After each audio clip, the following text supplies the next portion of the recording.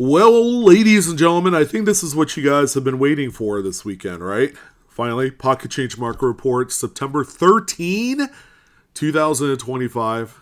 All right, so we're going to take a look at some recent ended eBay sales from about the last 24 to 36 hours.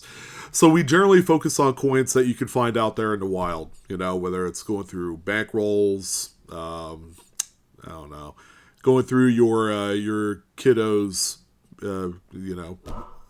piggy bank. My personal favorite, I like to go to the coin shows and go to various coin shops and try and find a few of these very pieces we're going to talk about here today. That is yet again another way to find these. So we talk generally about errors, varieties, key dates, things like that. Things that you could find out there. And if you're able to catch them at the right price, then you could turn around and flip these pieces. Ungraded, by the way, for the full market potential of them.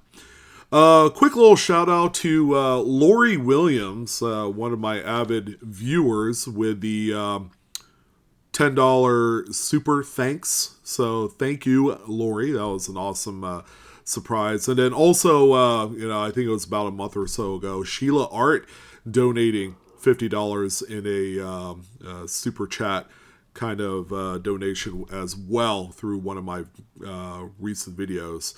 So for you two ladies, thank you for those super duper YouTube tips, I suppose.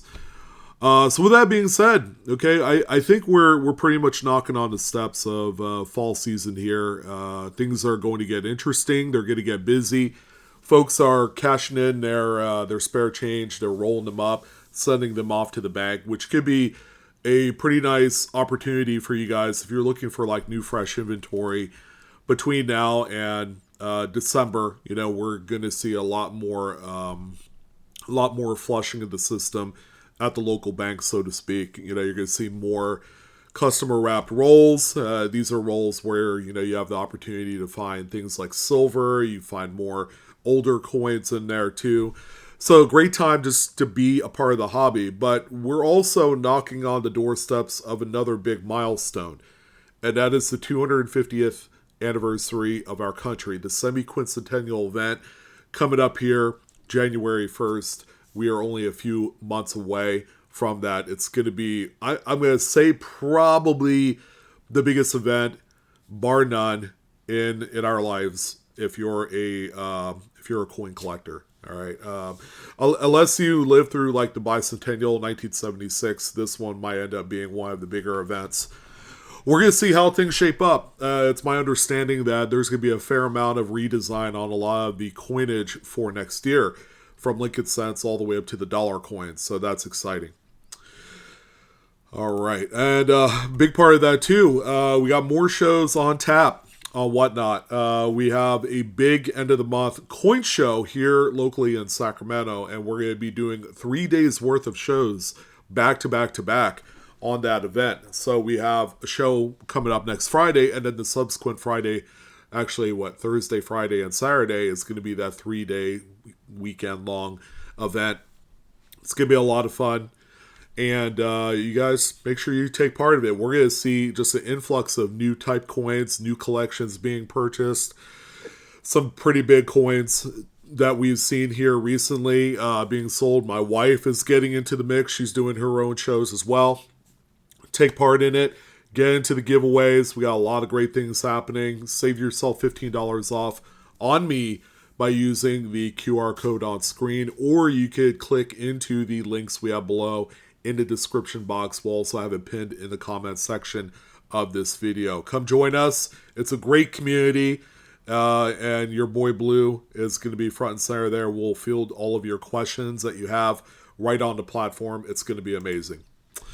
All right, let's go ahead and jump in. We have kind of like this newfound selection of different things. It's really exciting that we get to talk about other new coins that ended up selling here recently.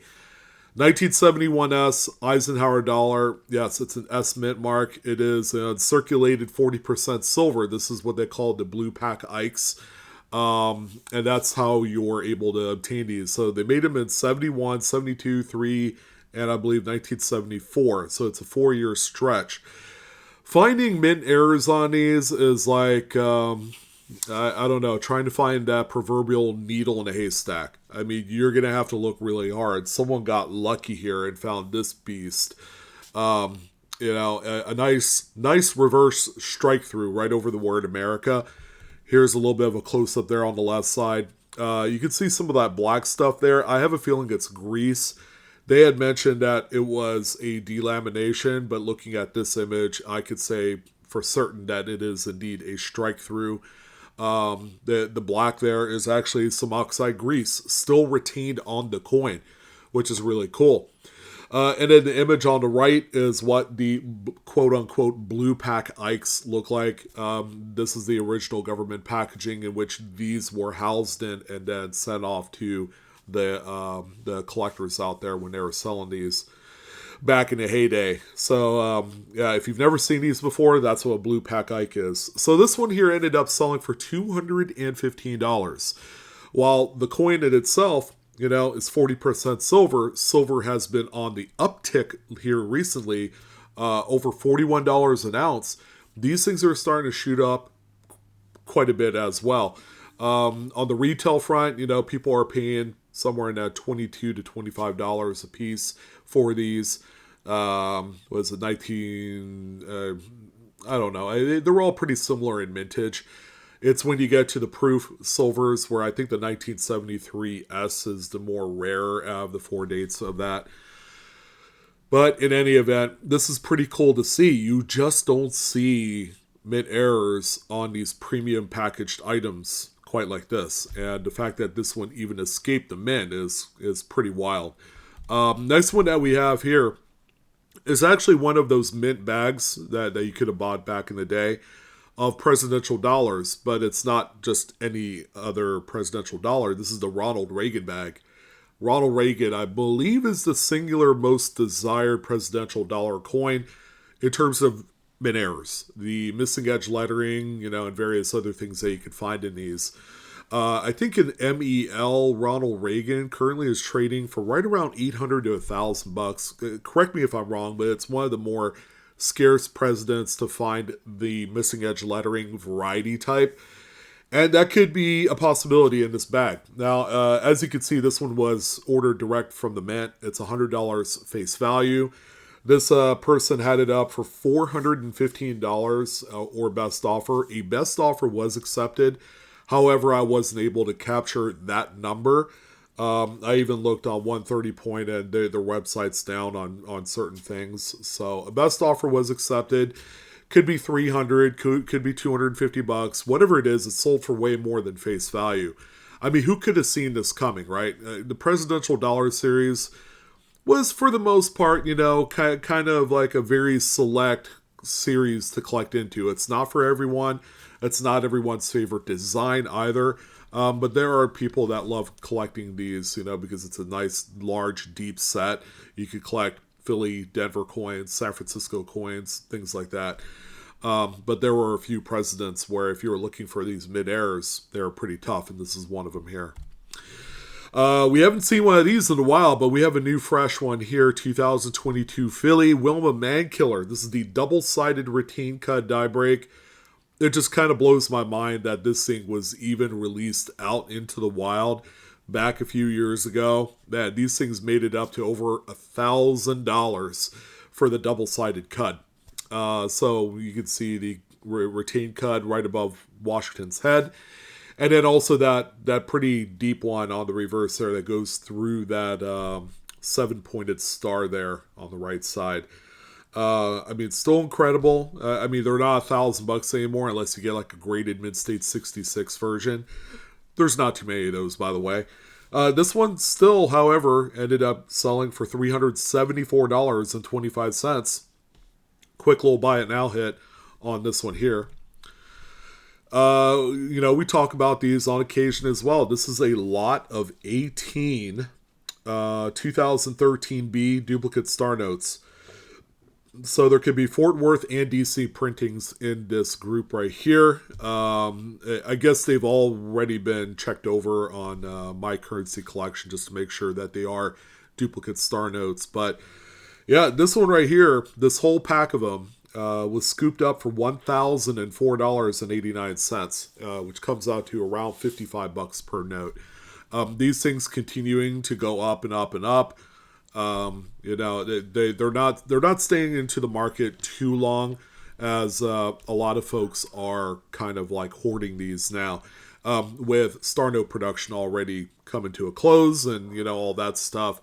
That's put a lot more of a spotlight on things like this, where the value just could be tremendous. The upside is always huge on these duplicate stars, but they're even made more so, with the current landscape of what you can find out there in circulation, which isn't all gravy. There's not a whole lot to be looking for out there from star notes, but this is one of the guiding lights. Oh, he will, I'm not going to say grade doesn't matter. It always does. All right. In the case of this 1946 Roosevelt dime, it's the very first year of the Roosevelt series. Okay, number one. Number two, this one right here is a very nice variety. You can actually find a few different doubled dies for this debut date of Roosevelt dime. And this one right here is a doubled die obverse. I believe they put it as the FS 104, which is, I believe, is what it is. But this is more of a lesson to you guys to always look out for these in your scrap silver bulk bunches. It's say take a coin that maybe you had purchased for $2 and turn into something that's maybe worth $20, $30, $40. This is one of those right here. And even in this condition state, it's still a very meaningful coin. So if you could see, this one has really nice doubling on In God We Trust. But if you look at John Sinek's initials, even that's doubled as well. You can see the double J and a doubled S right there. No doubt about it, this is the FS 104. I even went back and looked at the attribution. I went on to Dr. Weil's website and just to make sure everything looks good. And sure enough, this one passes the good old sniffer. And it's sold for $30.02. So a coin that, excuse me, that traditionally has like a melt value of around $2. Now all of a sudden, with a variety, it's worth 15 times that. Sign me up all day. And this is exactly what you cherry pick, are coins like this. Again, not in the most pristine of shapes. This one is a rather low ball coin, but you get the right collector that's maybe looking for a specific variety for their collection, and they'll pay the suitable market value for such a piece. This is one of those examples here. And this one right here, it looks to appear to be a 1959 Roosevelt dime with a little bit of a curved clip there by the date, and that's why I'm saying it appears to be a 1959. It could be a 1958 or 1950 as well. But check out the right across where the clip is on the opposite edge rim. You can see how it's kind of like divoted, flattened. They call that a Blakesley effect, which means during the strike, when the planchet had that clip on there, the coin tilts a little bit. So that other opposite rim end is making contact with the top of the die or whatever, in a way that it's going to flatten out that piece. So this one here ended up selling for $22.50. Again, another great transformation of what looks to be like a melt value piece into something a whole lot more for a collector. Here's a great looking, by the way, this is a very common date for all center strikes and broad strikes. The reason why I'm talking about this one is it's a large centered broad strike. It's very clean. It's a beautiful coin, beautiful example. This one right here ended up selling for $40 with 8 bits, okay, which is a lot higher traditionally than other examples I've seen. But the more centered and the more kind of like hammered and large these broad strikes get, people tend to want them a lot more. And it doesn't even matter if it's a very common date for such an event on there. There's going to be some sort of desirability there. People will pay up a little bit to get something that will have the visual kind of effects that they want for their collection. 1984 Kennedy half dollar. This one is a little bit off center, what, 5-7%, give or take. Nice coin, larger denomination with mint errors of this type will always be a little bit more pricier than something else that maybe is a Lincoln cent or a dime. This one right here, by the way, selling for $60. Okay, it was another buy it now hit on this one. And easy come, easy go. Civil War token, this thing is nuts. It just shows you that there was no bounds for quality back in the day when they were making these things. 1863 New York patriotic Civil War token. This is, if you were to close your left eye and you look at the screen, you're like, oh, this is a great off-center struck coin. But it's not that, because when you look at the other side, it's pretty well centered. So this one is just an insane, grossly misaligned die strike, is what this is. So the other die was like way off kilter. Of course, the mid presses that they were using privately to make these Civil War tokens was nothing to really scream at, right? These were the lowest quality devices that they were using to produce, their tokens, because regular circulating coinage was being hoarded during the Civil War. Who would have thought? They needed to make their own kind of monetary exchange here with these things. The individual businesses, they issued store cards, things like that. This one right here, by the way, ended up selling, and great price, by the way, $112.45, 14 bids. This error, while it's impressive, coming on a Civil War token, it's to be expected. But on like maybe a regular issued US Mint coin, you just don't see things like this. Paper money was quite impressive this week. 1977 $100 bill. This one right here, by the way, I love the way that the seller had done the images. They put both the front and reverse image on one image. And this is a full front to back wet ink transfer. All right, so that's why you can see kind of like a halo of the front of the note on the reverse, sans the serial numbers and district seals. But you got the base print that's been transferred over to the reverse. Just a wet impression on the impression cylinder is what caused this. It's almost like a clash die of sorts on the coin side of things. This one is 100% full, which makes it just incredibly cool and very desirable. This one, the asking price was $701.98. A best offer was accepted. Again, I couldn't find out that data. Figure maybe a discount of around maybe 15-20%. Selling for between $500-$600, I'd say is right where this one is. It's cool. It's a $100 bill, which is a high denom. And, you don't see crazy mint errors or currency errors on these like you do on maybe a dollar bill or a $5. 2001 Silver Eagle. Yeah, there can be errors on Silver Eagles because, at the end of the day, we all recognize that the Silver Eagle production at the mint, a lot of them also produced at West Point in San Francisco. There's like some really high quality control that's expected here. And the occasional mint error are few and far between. This one right here, you would have to look really closely. As a matter of fact, I'm willing to bet a lot of people would overlook this. But right on the wingtip there, it's a nice strike through. Maybe a little bit of grease or something to that effect that was sitting on the die and then struck through onto this one here. $69.95 was what this one sold for, which is not bad. A little bit of a premium there. Today, these things are selling for right around what, $44-$45 in today's market. So, cool little $20 bill of profit for that piece.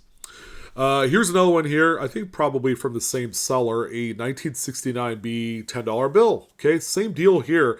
Nice error, full front to back wet ink transfer. Impressive. You're going to notice that on the transfers, by the way, everything is mirrored. So you got to make sure for legitimacy that secondary impression on either the front or the back is going to be completely mirrored. All right. If it's not mirrored, it's not real. That's just common knowledge. If you know the process and how these things are produced, you'll know. This one right here, another best offer was accepted. The original asking price with shipping comes out to $294.98. Again, apply like that 15-20% discount, and that's kind of like the ballpark on these. Not a heavy discount, 60, $70, perhaps. Could have sold for a little bit more. I don't know. 1999 dollar bill. This one right here suffering from what they call an insufficient inking process. All right, so those ink wells are beginning to run dry, as you can see on the front there. It's it's just not printing up all of the stuff that you would expect when those ink wells are full of ink. And this one right here, some would say these are kind of like on the minor end of the currency error spectrum. I think they're still cool. And if you get one that's like a lot more stronger than this, those are particularly wild. This one sold for $78. Okay, so nice sale there. And the note looks to be relatively uncirculated here. And not so circulated, or not so uncirculated rather, is this 1935E $1 silver certificate. This time a misaligned back print. All right, so the sheet might have been maybe slightly tilted on the stack, a little bit wonky. It happens. It's an imperfect world at the BEP when they're producing these things. And even going back many, many decades, it's even more worse off. So this one right here, in spite of its condition, ugly still sells, because it's a little bit of a discount for the collector. This one, by the way, ended up selling for $44. 44 times face value is not nothing. That's a pretty good ROI there, considering that maybe, this was originally purchased for $5 or under. I know silver certificates, after they look a certain way, will sell for about double face. But anyways, this is a great flip here, in spite of all of its warts, Here's a little bit of a woody wood grainer and proper alloy mix is a common terminology. Love the date too, 1925S. Lincoln Cent, man, this one singular date right here, notorious for a just horribly crappy reverse strike, as you can see here. Otherwise, the coin is in pretty nice shape. There's even a little bit of a retained cud on that left wheat stalk. You can see actually two die cracks that enter and exit right there on the left side. Not a whole lot of displacement. I could see a little bit, but it's just enough to say that it's a pre-cud. This one right here, $26 with 13 bids. So if you got one of these, okay, don't toss them out. Wood grainers, woodies are capturing a nice little amount of the market today for its relative affordability, but its visual artistic appeal. We also have a couple RPMs here. You guys want more varieties? We're trying to put a little bit more in there. 1960 D over D RPM. The secondary Denver mid-mark is punched north of the primary. The best picture is the close-up on the right. Actually, the picture on the left was not all that great. There wasn't even a reverse image too. So when you're doing these things, guys, if you have a variety, take a full obverse and reverse picture, and then whatever relevant close-ups that you need. If it's, say, a repunched mint mark, a close-up of the mint mark would be great, much like this. But maybe, there might be some pickup points as well as maybe a little die scratch I might be on the reverse to tell this variety from another one would be a great idea as well. And be as complete as possible. You could load up quite a few images in your listing. You might as well take advantage of it, and it's only going to look better on you when you go to sell the coin because you're more complete. You're more accurate. You're not hiding anything.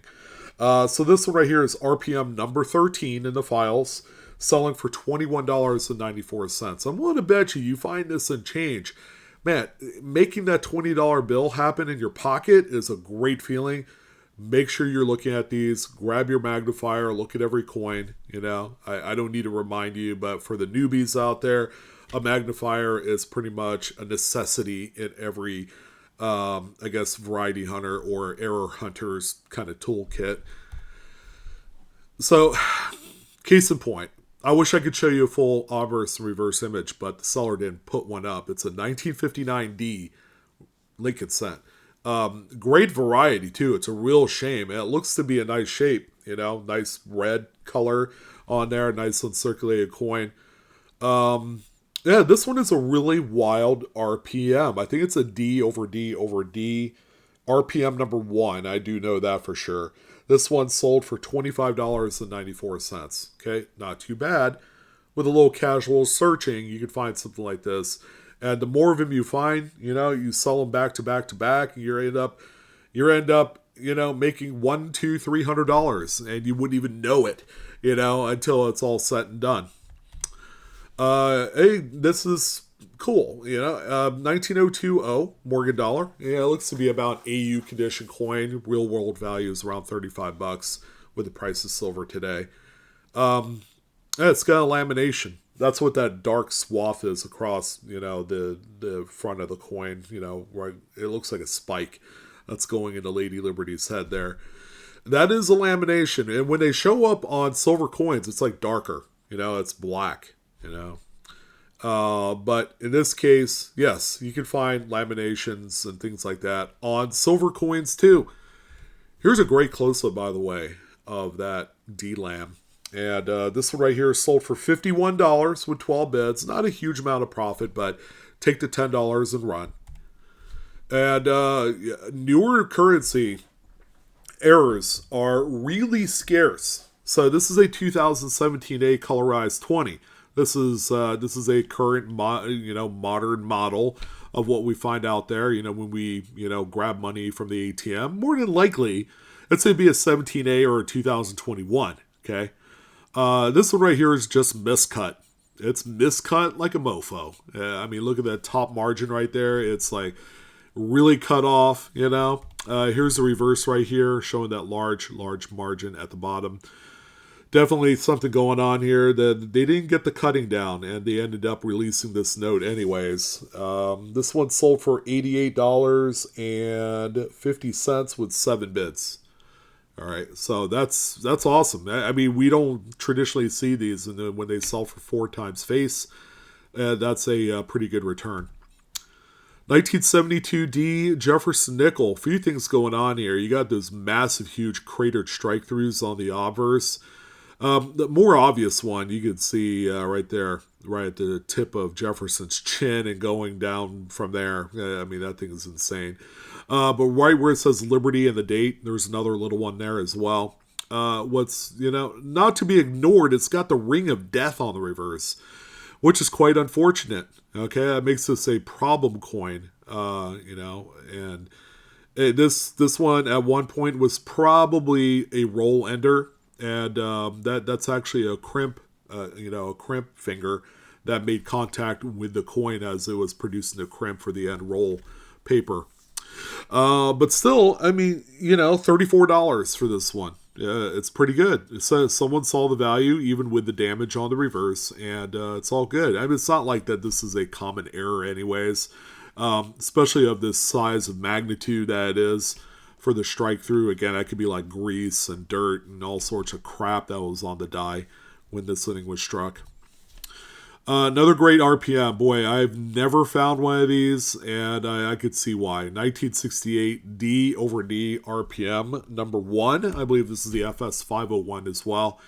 You can see that secondary Denver Mint mark is punched west of the primary on this one.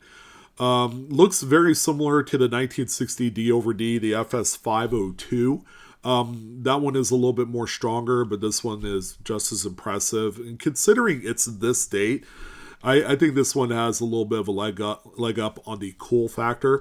Price-wise, this one sold for $32.49. And then the one that you guys have been waiting for, I've been waiting to talk about this one. Another date in the books of a quarter that was struck on dime thickness stock. 1973p.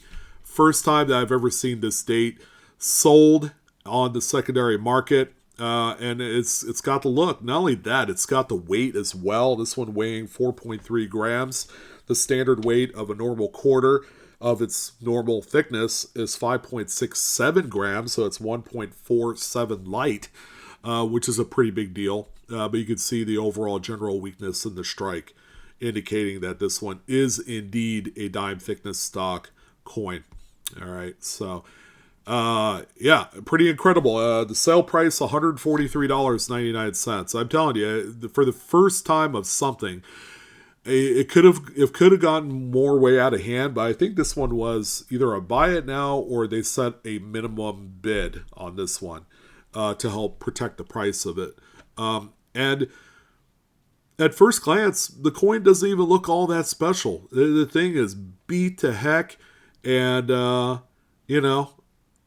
it takes someone to truly understand what's going on here to appreciate it enough to spend over $140 for it.